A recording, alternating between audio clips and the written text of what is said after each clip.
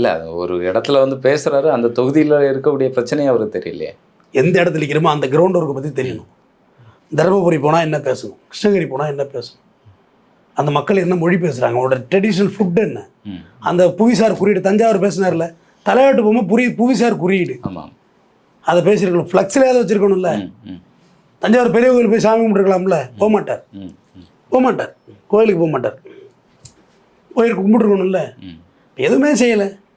நீங்கள் ரிலீஜன் ரீதியாக ரொம்ப தெளிவாக இருக்கீங்க. ஒரு 10 நிமிஷம் தானே மேடையில் வந்து பேசிட்டு போகிறது. அவர் ரிலீஜன் ரீதியாக ரொம்ப தெளிவாக இருக்காரு.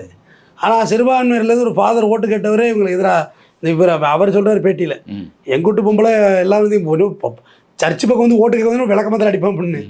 யாருமே இதை ஒத்துக்க மாட்டாங்க. இதை ஒத்துக்கிட்டாங்கன்னா நம்ம ஊர் மேலே போகிறதுக்கு ஒத்துக்கணும். நம்ம வீட்டில் ஒத்துப்பாங்களா? உங்கள் அம்மா ஒத்துப்பாங்களா? உங்கள் பொண்டாட்டி ஒத்துக்குமா? ஒத்துக்க மாட்டாங்க. நிச்சயமா யாருமே ஒத்துக்க மாட்டாங்க. உங்கள் பிள்ளைங்க ஒத்துக்குமா? சரி விஜய் ஒத்துக்கிறீங்கள, அப்போ அப்பா என்ன பண்ணிட்டு வந்தாலும் கேட்கக்கூடாதுன்னா எங்கள் அப்பா அப்புறம் அப்பா மட்டும் வேணும், சஞ்சயோட அப்பா மட்டும் ஊர் பொறுக்கலாமா, ஊர் மேயலாமா? உன் பொண்டாட்டி மட்டும் உத்தமையாக உன் புருஷன் வேணும், ஆனால் அவன் சங்கீதா புருஷன் எங்கே வேணுமோ போகலாமா? நாளையிலேருந்து அப்பாவும் விஜய் மாதிரி இருக்க போகிறேன். எப்படி இருக்கும்? கதை வேறு மாதிரி. கதை வேறு மாதிரி. அதை ஒத்துக்க மாட்டாங்க. ஏங்க நம்ம செய்கிறத வந்து நம்ம தாய் வந்து கேட்கலன்னு நினைக்காதீங்க. மனதில் ரொம்ப புழுங்குவாங்க.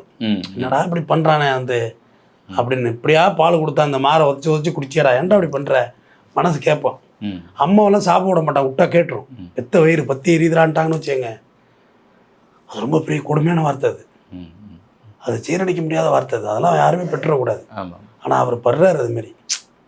ஏன் ஒரு நாளும் சோபா சந்திரசேகருக்கு எப்படி இருக்கும், என்னடா இப்படி இருக்கானே, கட்டி வச்ச பொண்ணு நீ தானே ஆசைப்பட்டு லவ் மேரேஜ் பண்ணிக்கிட்ட, அப்போ கட்டி வச்ச ஏங்க நீங்கள் என்ன வேணும் பண்ணுங்க, என்ன அட்டகாசம் வேணும் பண்ணுங்க. நான் உங்களை சொல்கிறேன், நேர்களுக்கே சொல்கிறேன். அதுக்காண்டி அட்டகாசம் பண்ணுங்கன்னு பொருள் இல்லை.